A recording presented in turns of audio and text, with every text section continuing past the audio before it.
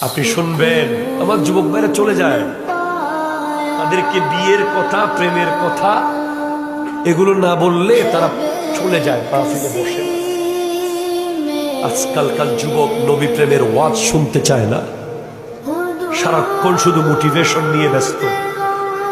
আমরাও motivational speaker হয়ে গেছি এখন। আমরাও এখন নবী প্রেমের কথা তেমন আগের মতো বেশি মজবুত করে বলার সুযোগ পাই না, কারণ প্রত্যেক মাহফিলে বিষয় দেয় যুব সমাজের করণীয়, যুব সমাজের বর্তমান অবস্থা, যুব সমাজ কোন দিকে। এই যুব সমাজ যুব সমাজ যুব সমাজ বলতে বলতে বলতে প্রেমের ওয়াজ এখন দিন দিন কমে যাচ্ছে।